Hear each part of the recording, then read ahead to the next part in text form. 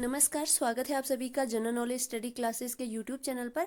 आज की वीडियो में हम सामान्य हिंदी के परीक्षा उपयोगी महत्वपूर्ण तथ्यों को डिस्कस करेंगे। तो इसमें सबसे पहले वर्ण विशेष से संबंधित महत्वपूर्ण परीक्षा उपयोगी तथ्य हैं। तो इसमें पहला है चौ, छ, जौ और झ इन चार वर्णों को स्पर्श संघर्षी व्यंजन कहते हैं। अगला है ड और ढ को द्विगुण, उच्छिप्त, उत्क्षिप्त, संकर वर्ण या ताड़नजात वर्ण भी कहा जाता है, क्योंकि इनमें दो भाषाओं हिंदी और फारसी के गुण पाए जाते हैं, इसीलिए इन्हें द्विगुण व्यंजन कहते हैं। अगला है अंगो, यो, ण, न और मो इन पांच वर्णों को पंचमाक्षर नासिक्य वर्ण या पंचम वर्ण कहा जाता है। अगला है य व का उच्चारण स्वरों की सहायता से होता है, इसीलिए इन्हें अर्धस्वर कहते हैं। अगला है रो को प्रकंपित, लुंठित या कंपनजात व्यंजन कहते हैं और लुंठित का अर्थ होता है जीभ का आगे से मुड़ना।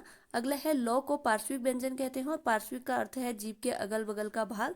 अगला है हिंदी वर्णमाला में दो अमानक वर्ण झ और भौ हैं, जिन्हें पहले इस प्रकार से लिखा जाता था।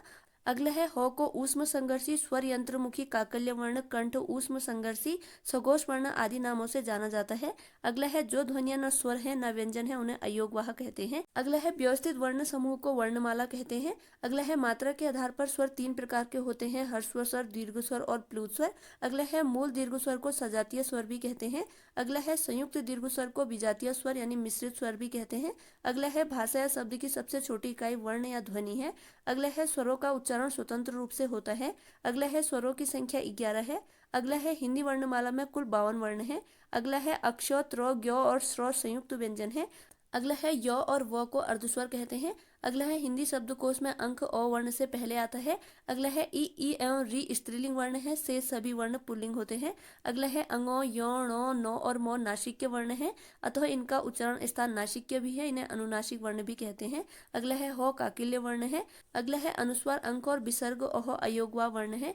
अगला है वर्णों के उस समूह को जिससे कोई निश्चित अर्थ निकलता हो उसे शब्द कहते हैं। आ, उ और ई मूल दीर्घ स्वर है। अगला है ए आई कंठ तालव्य यानी कंठ और तालु वर्ण है, जिनका उच्चारण स्थान कंठ तालव्य है। तो ये थी आज की वीडियो, जिसके अंतर्गत आज की वीडियो में हमने सामान्य हिंदी के अंतर्गत परीक्षा उपयोगी महत्वपूर्ण तथ्यों को डिस्कस किया। उम्मीद है आगामी प्रतियोगी परीक्षाओं में आपके लिए वीडियो जरूर हेल्पफुल होगी। अगर वीडियो पसंद आई है तो प्लीज़ चैनल को लाइक, शेयर, सब्सक्राइब जरूर कीजिएगा और अपना अमूल्य कमेंट भी जरूर कीजिएगा। इसी के साथ आज की वीडियो ओवर होती है। Thanks for watching.